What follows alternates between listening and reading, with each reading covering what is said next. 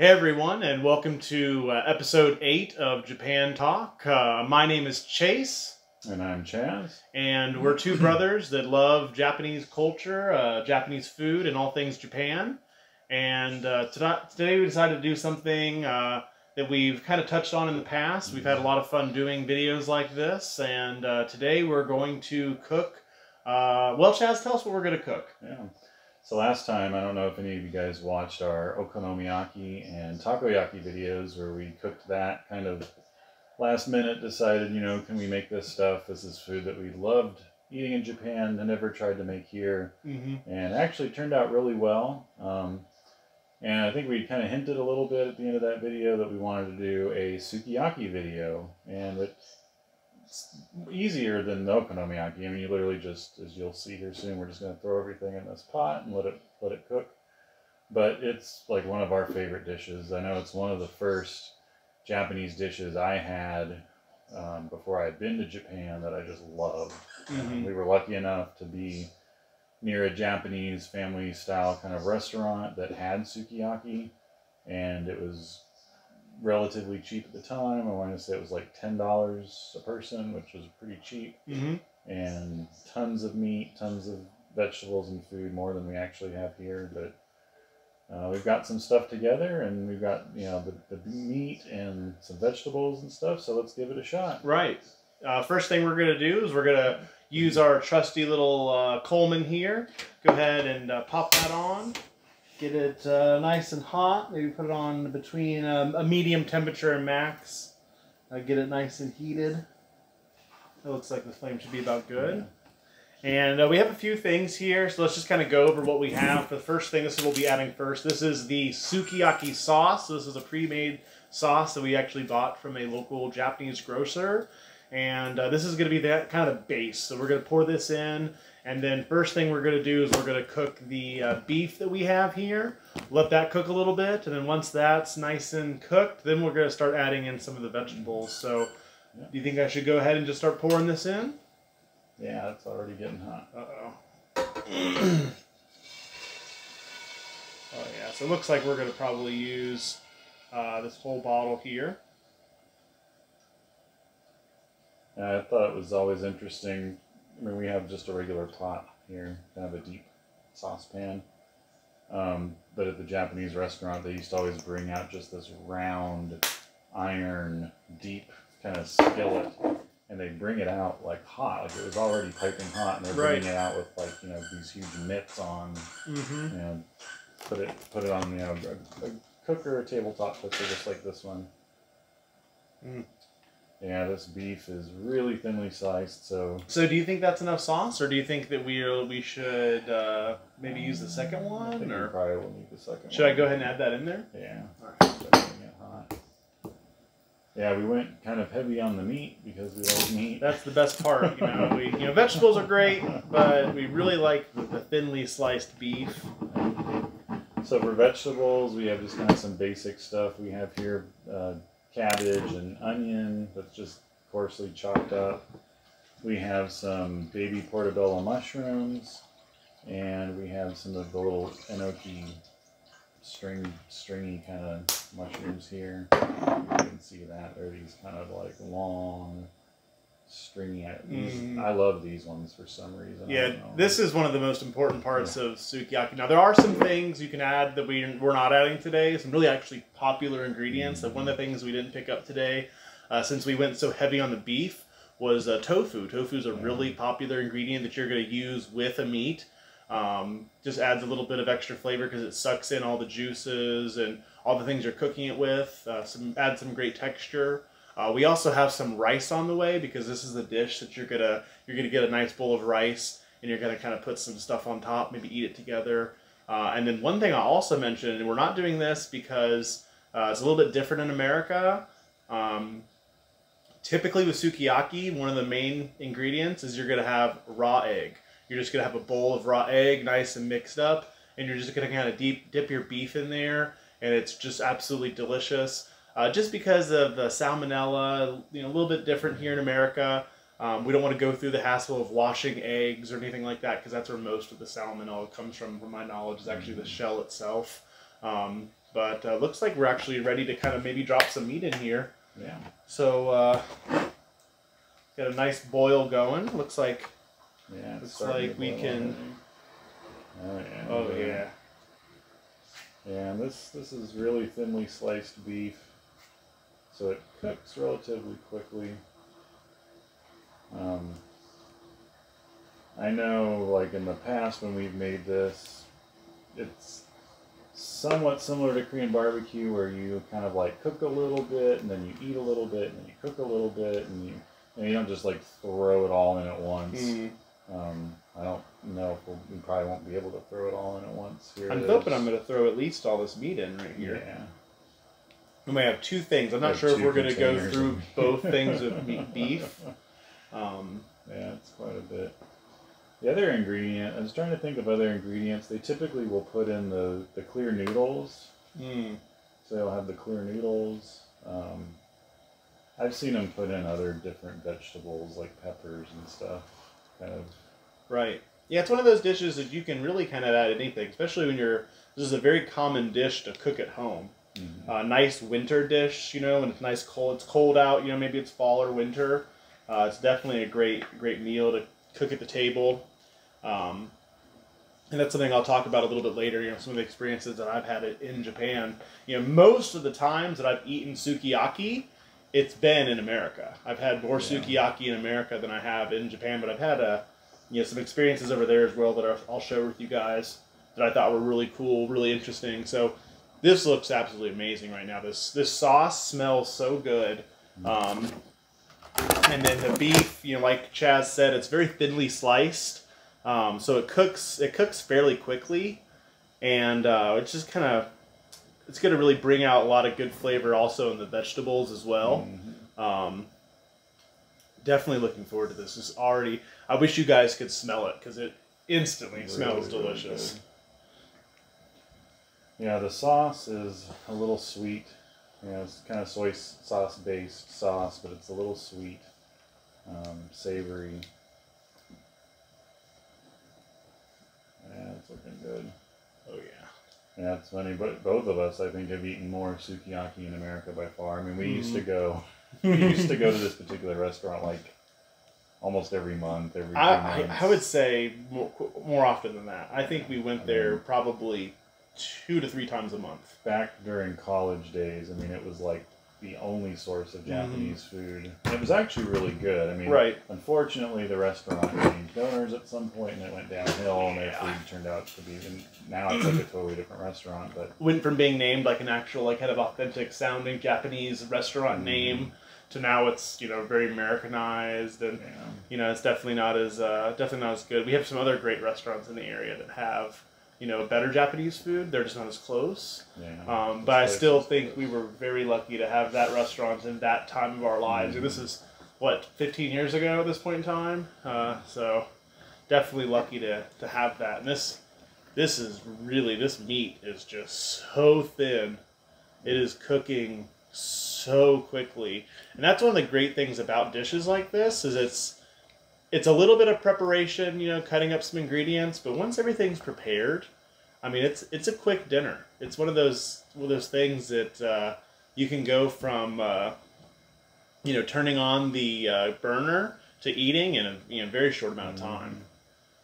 And if you're near an Asian grocery store like an H Mart or something like that, you can get all that stuff pre-made. The beef sliced, pre-sliced, and all these different specialty mushrooms and vegetables and other things you can get already made in the sauce, to where you literally just take it all and throw it in here.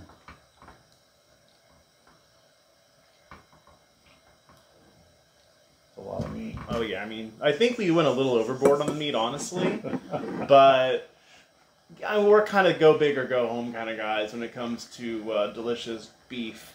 And I think we're getting pretty close to maybe throwing in some other stuff in there too. Start throwing in some of these onions. They'll probably take the next longest amount of time to cook. Just start sticking in some of this onion here. Do it in the middle. Break it up a bit.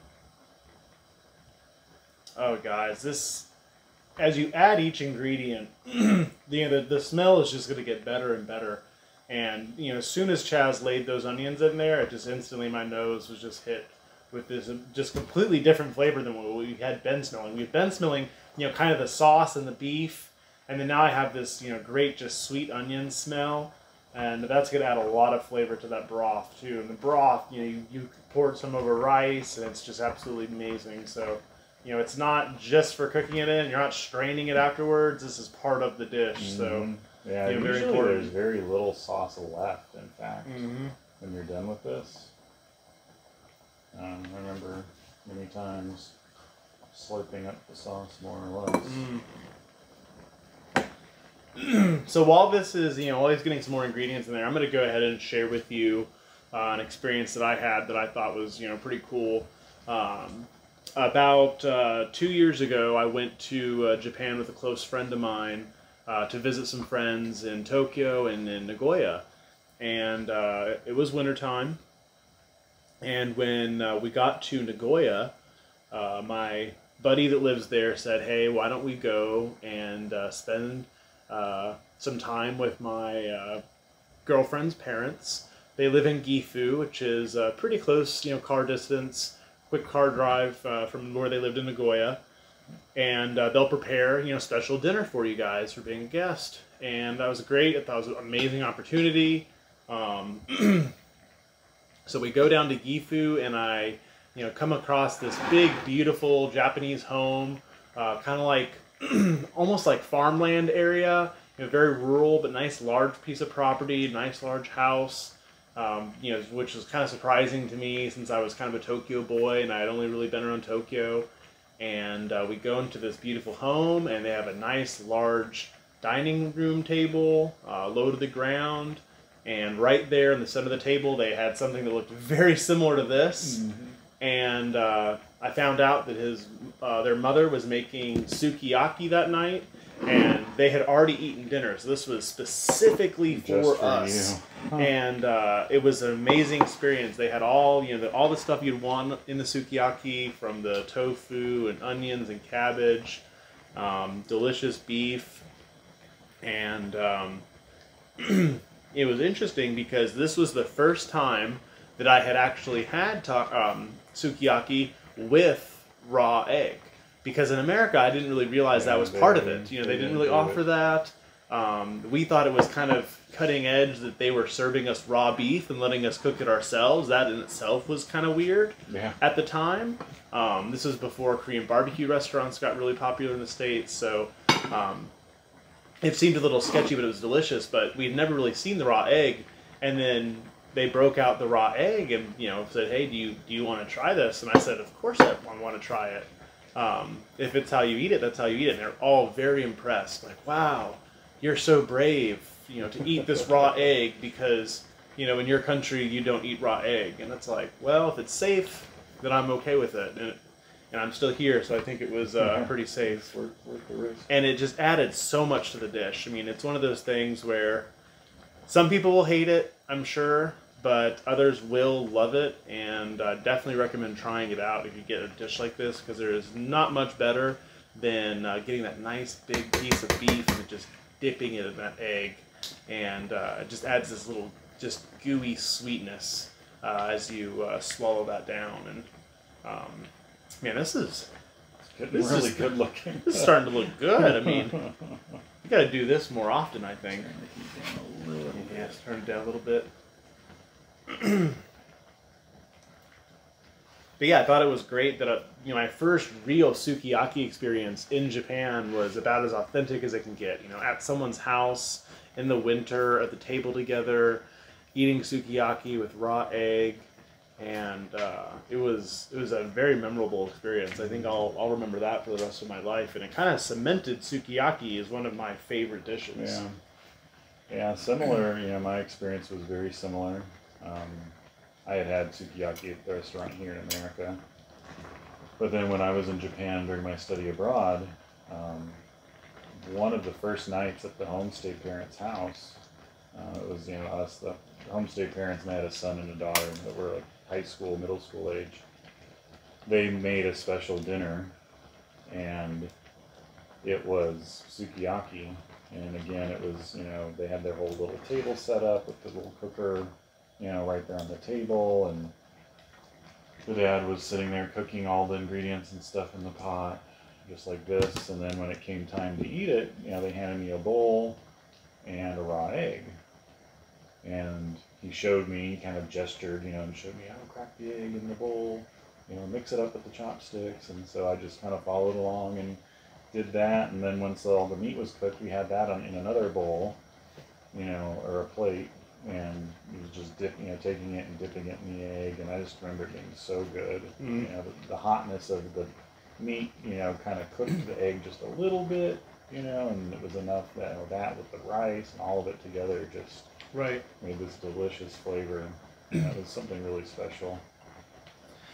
And one of the things I love about, you know, Japanese food culture is this is a great dish to cook together as a family or a group of friends. You know, it's one of those dishes where it really brings everyone together. You know, I feel like in American culture or Western culture, or maybe I should just say American, you have a lot of these opportunities where you're cooking dinner and it's like one person kind of focusing on everything. You know, they're putting everything together. There's not as much teamwork, where this is like, you know, hey, you start cutting the cabbage, you get this ready, you know, let's prepare all these ingredients and then we'll cook them all together at the table, you know, with some little grill like this. So I think that's one of the most beautiful parts about Japanese culture, is that kind of community over food, that you're sharing not only a meal but the creation of the meal as well. And I think that's, you know, that brings us together as human beings, and I think there's nothing much better than that. I think this is a very special dish for Japan. Just kind of popped into my head. There are countless anime series where they have like almost a whole episode dedicated to I mean, it can be a totally random anime series that has nothing to do with cooking or slice of life or anything, you know, and they're like, oh, we're going to make sukiyaki, and they all kind of come together and like make it all together. Right. There's so many animes, you know, over the years that have that. Man, this is starting to look pretty good. Yeah, it's probably... If the onion is done, it's probably done. It's probably ready. You can kind of... Let's see here. Let's find a nice... Try to separate all the... I mean, these mushrooms look nice and done. Yeah, everything starts to kind of break down. Right. That's the thing, is they bring, you know, most restaurants, they bring you this huge plate just piled with stuff. Right. And you throw it in and it ends up just boiling down. Yeah, I mean, this looks absolutely amazing. I wonder how much longer our rice has, because we also have some rice on the way. Yeah, it probably has 20 minutes. So we'll see about that. We might have to fast forward here. Right. I mean, this is looking so good. Do we have like chopsticks or anything like that we can use to eat this with, or? Yeah, we got some plates. Oh, great. I'll get us some chopsticks. Do you want me to let it go for just a few more minutes, or should I start serving us some food? Because this looks... I think it's probably ready. I think it's probably ready, bro. Yeah, so just a few more minutes on the rice. Yeah, just about like 10, 12 minutes. Like I said, there's always the benefit of, you know, coming together and cooking a meal like this at home. You know, the two of us did it together. I think it would be really rewarding as a family, and especially when you get to eat it, because that's the best part. I think this is perfect. Let's see here.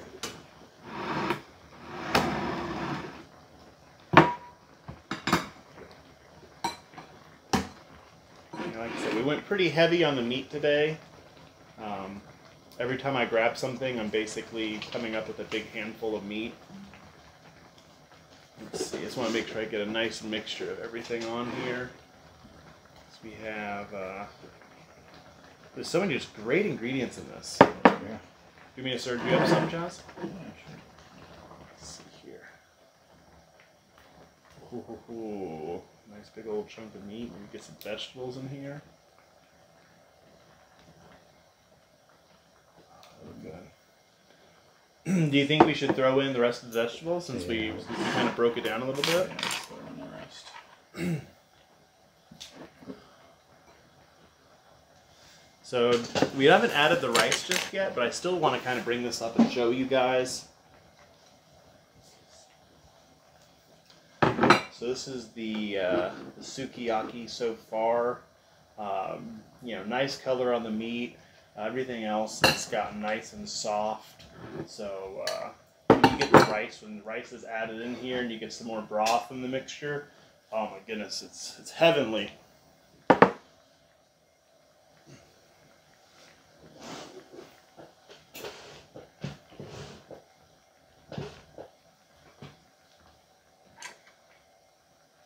And then what's great about, you know, going a little bit overboard on the meat is we've basically put enough meat in there to feed a small village, and we have a second container of meat. So this might go towards maybe another video in the future, you know, maybe we can think of something, you know, like some shabu shabu or, you know, something great we can make with that.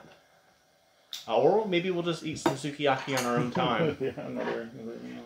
Well, Chaz, you want to go ahead and see how this tastes? Yeah, let's see how it is. All right.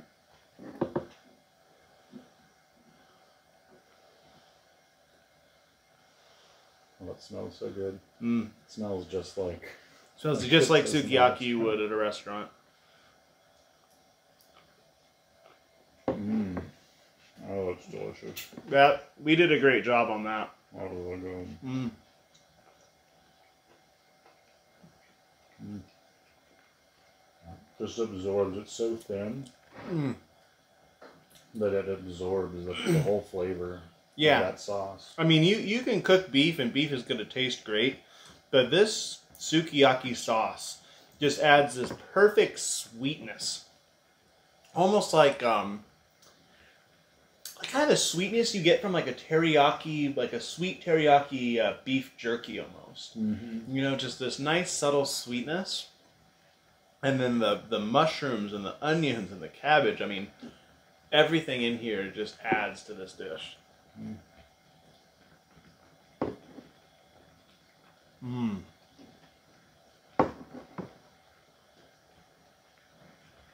Yeah, even the onion, everything just has been infused with the sauce. And this is a dish where, like, even if you're afraid of eating raw egg, if you want to put some rice over this and then maybe make a quick fried egg and throw it over the top and pop that yolk, I mean, that's still going to be delicious. It might not be the most traditional thing to do, but it's going to be delicious. You'll get very similar flavor. Yeah. That beef, I mean... Mmm. It's good.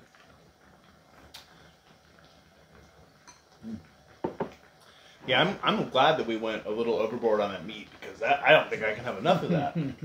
That is so much better than I thought it would be. I thought it would be, you know, just, oh, that's beef. You know, I didn't really think it was going to have that same... I had this just gut feeling that, oh, maybe we're missing something, you know.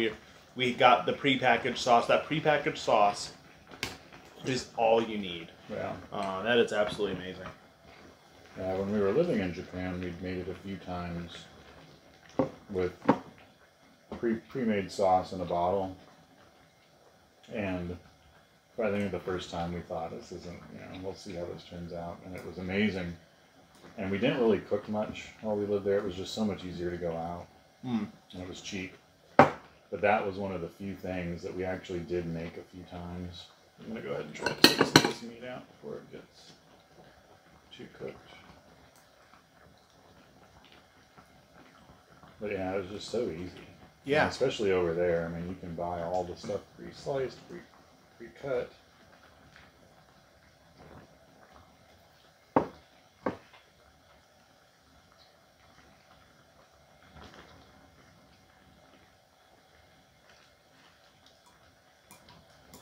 Yeah, this is the dish I would love to see more commonly in America.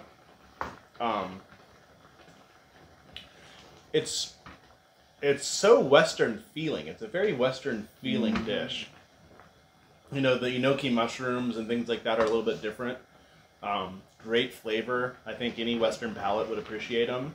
And then everything else is just so standard. You know, cabbage, mushrooms, onions, beef. Yeah. You know, it's I think it's definitely a dish that someone that thinks, you know, oh, Japanese food, I'm not a fan of raw fish, so I must not like Japanese food. This is a great dish for you because this is very Western. From raw fish you can get. Yeah. Cooked meat. Yeah, that's one of the biggest things. I like, you know, talking to people, I'll tell them I love Japanese food, and they immediately go to sushi. Right. Like 9 times out of 10. Which I love sushi, right. but that's definitely not my favorite.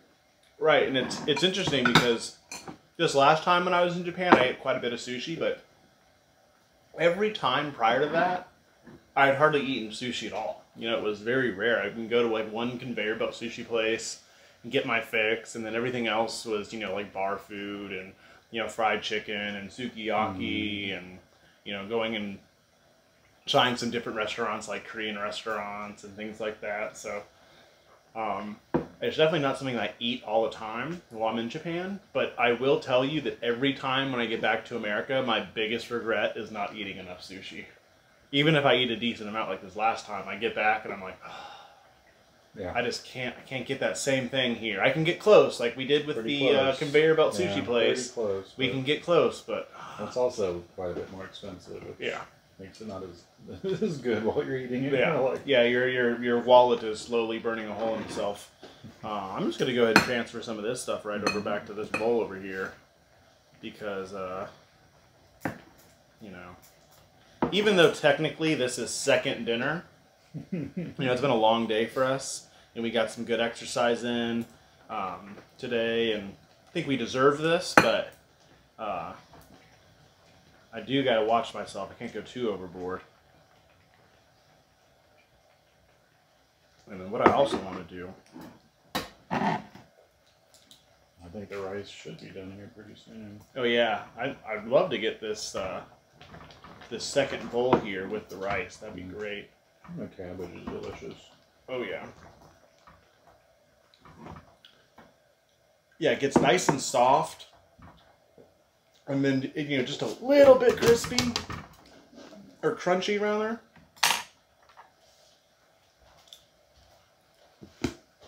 Yeah, I'll just have one more piece of meat without the rice.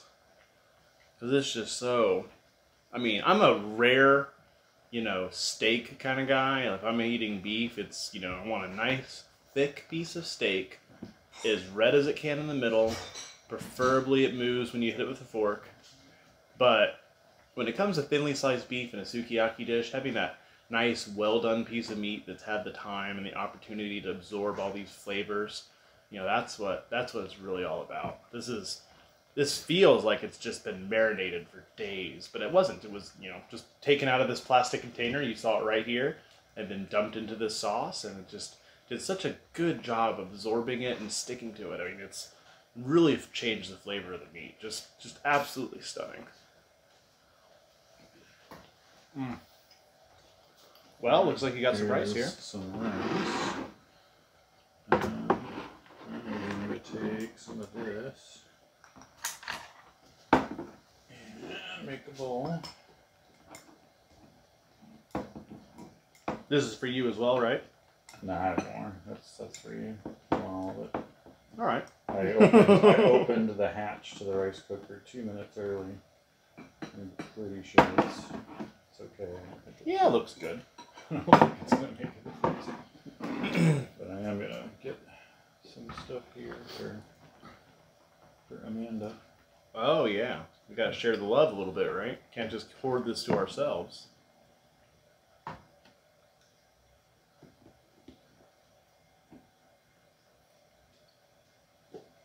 Yeah, this is, they need to make a Yankee candle with this now. Sukiyaki. Just make a Sukiyaki Yankee candle. Now, we don't have, we made a little misstep and we didn't grab a, something to grab this soup with, this broth.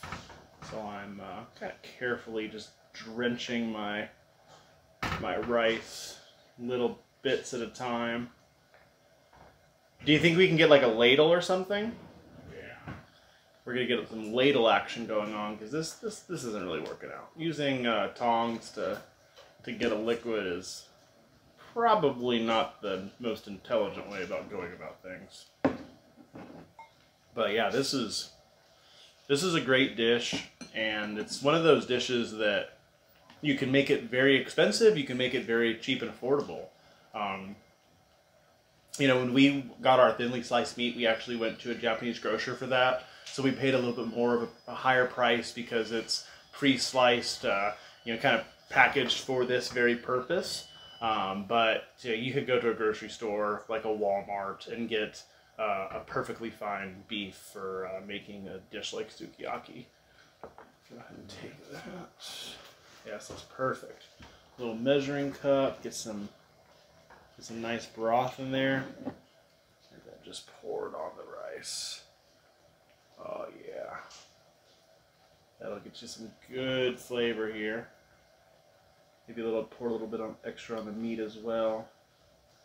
Oh yeah. This is absolutely perfect. And then in the meantime, we've had the opportunity to give some of these extra vegetables a chance to cook. So we can take these out. Get some great vegetables on here. Try not to take all the good stuff. Try to leave a little bit for the rest of the family. Oh yeah. So this is sukiyaki here. The only thing we're missing at this point in time, maybe you could say some tofu, the raw egg. We've already gone over that, but this is the dish right here. The rice, getting some of the sauce into here on the rice. Yeah, it totally changes the consistency of rice because typically you're gonna just take it out of the rice cooker. You have a sticky rice, and then once it gets that sauce in there, you know, it kind of starts to you know, separate from itself and, you know, absorb the flavor, change color, go from white to brown. And it's you know, another little vehicle to get this delicious broth into your mouth. Let's see how this tastes. Not good. Oh, it's so good. And it's interesting because, you know, we ate the sukiyaki by itself. Yeah. But then you eat it with rice, and it completely changes the flavor. You know, that rice, you know, the rice mixed with the sauce has a nice, good sweetness to it. You know, a little bit heavier. It's a bit of meat with the rice and the sauce. Right. Kind of all together in like one bite. Nice big, you know, piece of gnocchi mushroom. You know, that's probably, in my opinion, besides the beef, that's probably the superstar here. You could get just regular mushrooms and just go with that solo. We did 2 different types, but really recommend locating the gnocchi mushrooms. Yeah. Definitely worth it. If you can somehow find, you know, 3 or 4 different varieties of mushroom, or if you like mushrooms, it's so good in this.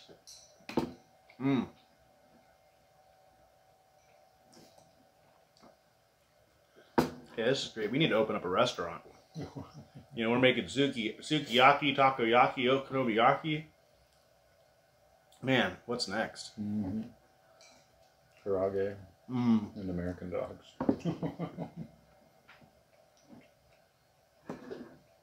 And like we were saying earlier, this is a great dish for the winter. You know, it's summer right now, or the end of it right now. I wish it was winter. Definitely wish it was winter. You know, today is one of the hottest days we've had of the year, or of the month rather. So, you know, now that it's nighttime and it's cooled off a little bit, it makes a little bit more sense. But definitely a great wintertime dish. You know, nothing heats you up more than a nice warm broth and some nice hot beef going in your mouth.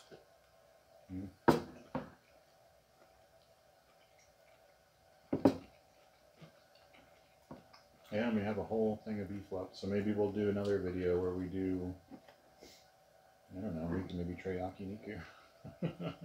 Yeah. There's tons of different stuff we could do with that thinly sliced beef. You know, there's like I mentioned earlier, you could do like a shabu shabu.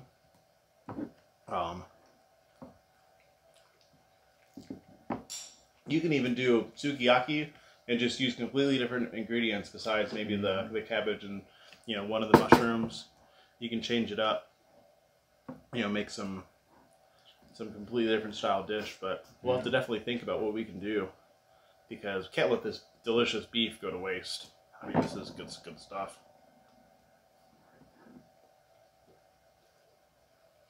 Mm.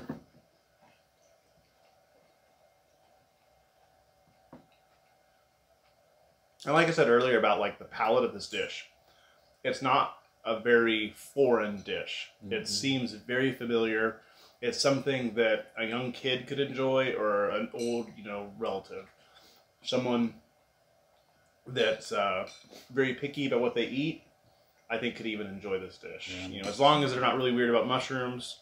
It's probably the most, you know, craziest thing in this dish is the mushrooms. Yeah. Well, it's very similar to like stew almost. Yeah. It's like Japanese version of stew. Although they do make stew as well, so it's not... Right. Not really. Oh my goodness. This is really good. Just that the rice. Sweetness of the sauce. Like the sauce just can't be spoken about enough. It's just so perfectly pairs with this beef and vegetables and rice. Just, and everything in this dish just soaks up flavor. And that's why tofu is a really great ingredient. Really good in it. Really does a great job of soaking up the flavor as well.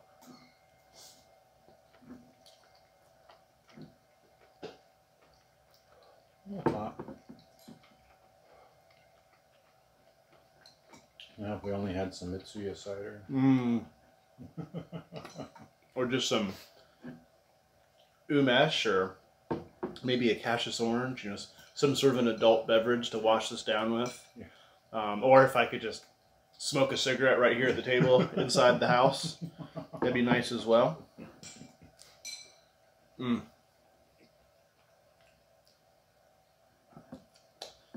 Yeah, this is... We got to do this again in the future. You know, we got to maybe do this for like a holiday or a birthday dinner or something with the whole family. This is great. Yeah, and I'm sure you could buy like the pot that they use. It is a little bit bigger than this. Quite a bit bigger, actually. So it would be easier. Right.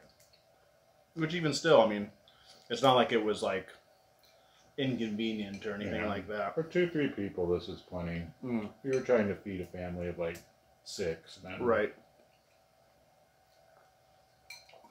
You'd want maybe 2 of these, or get a bigger, bigger pot. Right. Or one thing that you could consider is you're feeding a large family. You know, everyone's eating out of it fairly consistently. So it kind of goes back to that thought of, you know, you're cooking a little, you're eating a little. You're cooking a little, you're eating a little. You're cooking a little. That's one of the most beautiful parts of this is, you know, if this weren't second dinner and we were just, you know, really ready to go, we might have a couple little side dishes here with this. And this could turn into, you know, an hour-long cooking event of just continuing to cook food. But, you know, I think it's definitely starting to hit the spot. I'm starting to get a little full, but I definitely want to finish up this rice just because this rice is just absolutely drenched in the sauce. Yeah.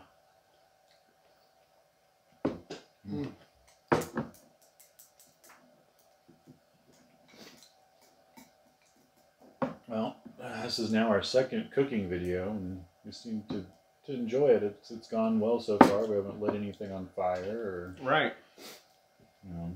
At least that we've shown anyone. No one's died from our food yet. Right.